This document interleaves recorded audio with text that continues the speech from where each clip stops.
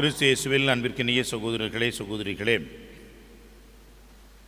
Beelzebul இவனை பிடித்திருக்கிறது.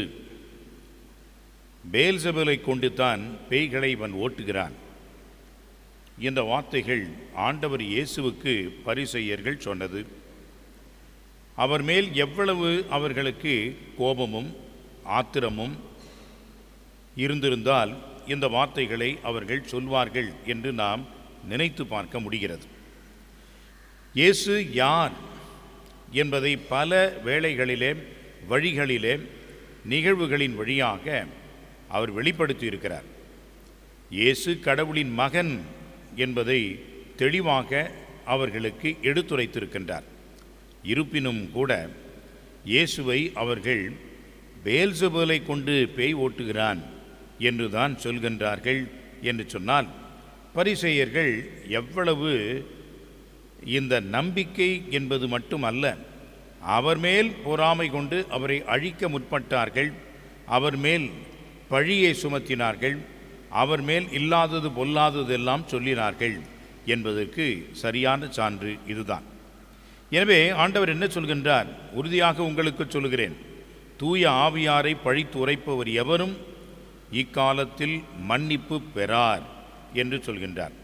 அது என்ன தூய ஆவியாவிற்கு எதிரான பாவம் என்று நாம் கேட்கலாம். அன்புக்குரியவர்களே, மனிதன் சுதந்திரத்தோடு படைக்கப்பட்டிருக்கின்றான். இந்த சுதந்திரத்தினால் அவன் நல்லதையும் செய்யலாம், தீயதையும் தேர்ந்து கொள்ளலாம். ஆனால் பல நேரங்களிலே மனித பலகீனம் நம்மை என்ன செய்கிறது? தீயதை நோக்கிய, தீயதை பற்றிய எண்ணமும் சிந்தனையும், தீயதை பற்றி கொள்ளக்கூடிய அந்த ஒரு பலகீனத்தையும் பார்க்கின்றோம். ஆனால் உண்மையிலேயே கடவுள் நம்மை படைத்தது எதற்காக என்று சொன்னால், நன்மையை செய்யவும் நல்லதை நாம் நாடவும் தான். ஆனால் இந்த மனித பலகீனம் என்று சொல்லக்கூடியது தீயதை நாடுகிறது, தீமையை செய்கிறது. எனவே இந்த தீமையை செய்வது அல்லது நன்மையை நாடுவது என்பது ஒரு தனி மனிதனுக்கு இருக்கக்கூடிய சுதந்திரம். அது கடவுள் கொடுத்திருக்கின்றார். இந்த சுதந்திரத்தில் இறைவன் தலையிட மாட்டார். அப்படி என்றால் வலப்பக்கம் இடப்பக்கம் 2 கல்வர்கள் இருக்கின்றார்கள். வலப்பக்கம் அவன் என்ன செய்கின்றான்? ஆண்டவரே என்னை நினைவு கூரும் என்று எல்லாம் முடிந்த பிறகு அவன் ஆண்டவரிடம் நல்ல ஒரு பாவ சங்கீர்த்தனம் செய்கின்றான். என்னை நினைவு கூரும் என்று மீட்பை வேண்டுகின்றான். ஆனால் இடப்பக்கத்தில் இருக்கின்ற அந்த கல்வன் என்ன செய்கின்றான் பாருங்கள். நீர் கடவுள் தானே, உன்னையும் எங்களையும் காப்பாற்றும் என்று சொல்லி அந்த நேரத்தில் கூட கடவுளை பழிக்கின்றான். கடவுளை அவன் ஏளனப்படுத்துகின்றான். எனவே யார் உண்மையாக மீட்பு கண்டார்கள், யார் பெற்றுக்கொண்டார்கள் என்று சொன்னால், இன்றே நீ என்னோடு வான்வீட்டில் இருப்பாய் என்று வலப்பக்கத்தில் இருப்பவனை பார்த்து ஆண்டவர் சொல்கிறார். காரணம் என்ன? அவனுடைய சுதந்திரம் ஆண்டவரை ஏற்றுக்கொண்டான். இடப்பக்கம் இருப்பவனை பார்த்து ஒரு வார்த்தை கூட அவர் பேசவில்லை, கண்களால் கூட அவனை பார்க்கவில்லை. காரணம், அவனுடைய சுதந்திரம், அவன் நரகத்திற்கு போகிறான். எனவே அன்புக்குரியவர்களே, இந்த மனித சுதந்திரம் என்பது எவ்வளவு ஒரு முக்கியமானது, போற்றத்தக்கது என்பதை நாம் பார்க்கின்றோம். இந்த மனித சுதந்திரம் என்பதின் அடிப்படையிலே நான் நல்லதையோ தீயதையோ செய்வதற்கு எனக்கு உரிமை உண்டு. அப்படி இருக்கின்ற பொழுது இந்த மறைநூல் அறிஞர்கள் என்ன செய்கின்றார்கள்? தீமையையே செய்கின்றார்கள், தீயதையே பார்க்கின்றார்கள், தீயவற்றையே அவர்கள் நாடுகிறார்கள். எந்த அளவுக்கு என்று சொன்னால், கடவுள் கூட அவர்களுக்கு பெயல்செபூல் பேய்களுடைய தலைவனாக தெரிகிறார். அன்புக்குரியவர்களே, அரண்டனுக்கு இருண்டதெல்லாம் பேய் என்று சொல்வார்கள். அதுபோன்று கருப்பு கண்ணாடியை போட்டுக்கொண்டு எதை பார்த்தாலும் கருப்பாகத்தானே இருக்கும்.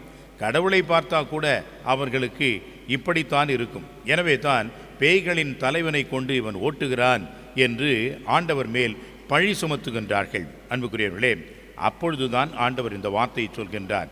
தூய ஆவிக்கு எதிரான பாவம் எதுவாக இருந்தாலும் அது மன்னிக்கப்படாது, மற்ற எல்லா பாவங்களும் மன்னிக்கப்படும். அப்படி என்றால் இறைவனுக்கே எதிராக நின்று நம்முடைய தனிப்பட்ட மனித சுதந்திரத்தின் வழியாக நாம் இறைவனுக்கு எதிராக இருக்கின்றோம் என்றாலும் நாம் செய்கின்ற குற்றம் குறைகளை ஆண்டவர் மன்னிக்கிறார். ஆனால் ஆண்டவரே வேண்டாம் என்று சொல்லிவிட்டால் அவனுக்கு விமோசனமே கிடையாது என்பதைத்தான் ஆண்டவர் சொல்கிறார். எனவே தூய ஆவி என்று சொன்னால் ஆண்டவர் இயேசு இங்கே இயேசுவை யார் ஏற்றுக்கொள்ளவில்லையோ அவர்களுக்கு விமோசனமே இல்லை. அவர்கள் தாங்களாக தேர்ந்து கொண்ட ஒரு நிலையை பார்க்கின்றோம்.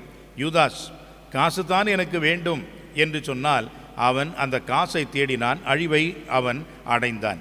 ஆண்டவர்தான் எனக்கு வேண்டும் என்று பலகீனமான மனிதர் பேதுரு பாவம் செய்தார். பலகீனமானவர், நம்பிக்கை இழந்தார், பயந்தார்.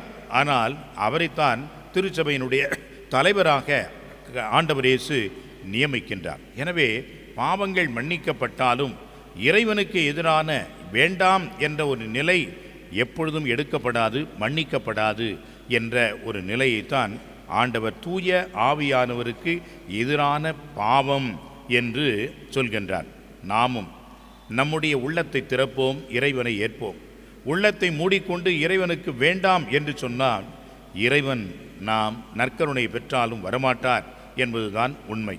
எனவே இறைவனின் பிள்ளைகளாக வாழ, நல்லதையே செய்து நாம் அவருக்கு சாட்சிகளாக திகழ இறையருளை வேண்டுவோம். ஆமென்.